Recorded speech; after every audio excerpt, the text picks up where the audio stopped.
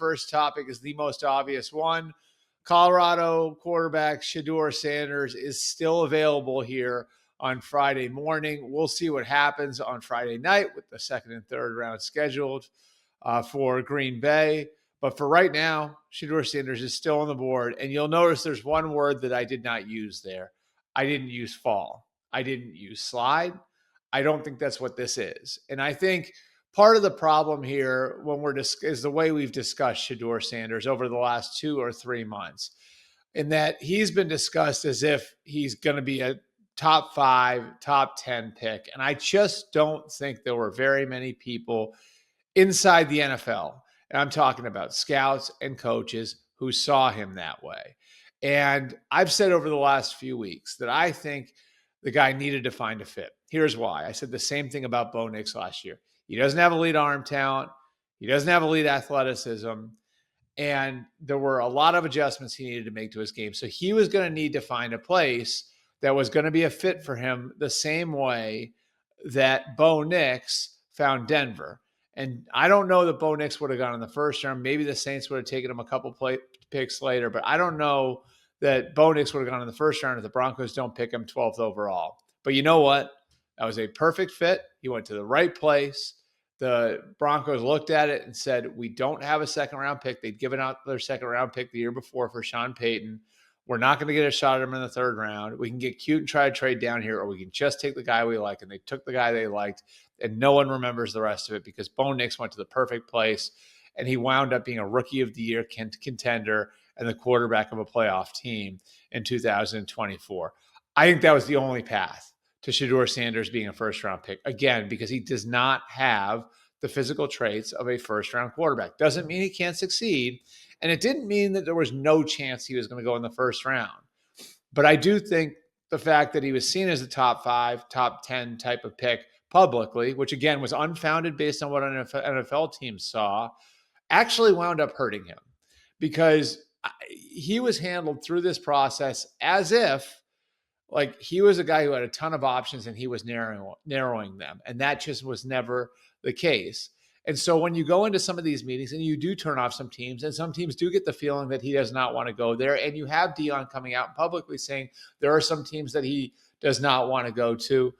Well, word's going to get around on the way that you're handling these things. Word's going to get around, and teams are going to look at this and say, how does he fit in for us? If he is the 20th pick, the 25th pick, the 30th pick, and we're going to put him behind an established starter for a year, how does he fit into that?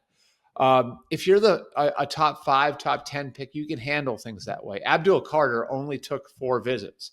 Abdul Carter turned down the Jaguars and the Raiders who wanted to visit with him because he felt strongly he was going to go within the first 4 picks. He's that type of prospect. He went 3rd overall to the Giants.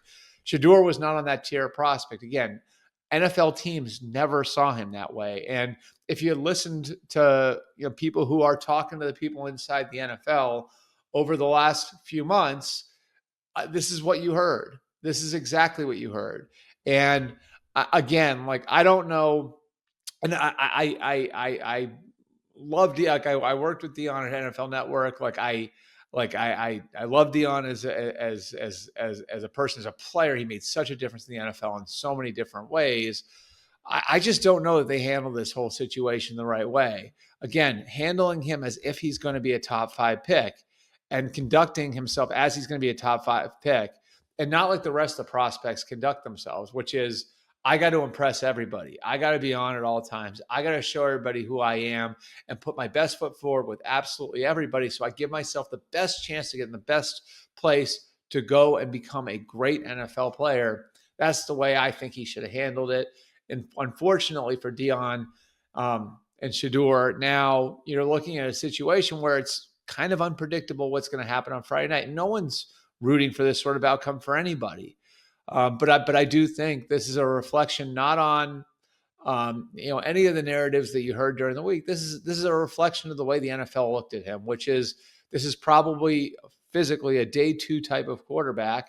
And yes, he had great success at Colorado, but there have been tons of college quarterbacks who've had great success who just haven't projected to the pros the way they projected to the college game. I think a great example of it, the all-time leading passer in NCAA history, is Case Keenum. And Case Keenum had a really good NFL career. He started for a few years, got a team to an NFC Championship game, but physically just wasn't quite there. And I think too many people look at it and just say, well, because of what he did at Colorado, it's not fair that he didn't go in the first round. That's not the case. That's not what this is. This is a football evaluation. This is how teams saw him. And again, like, I think for him, like, what he was going to need to do was go out and find the right fit and find a team that looked at him and said, that's the right fit for us.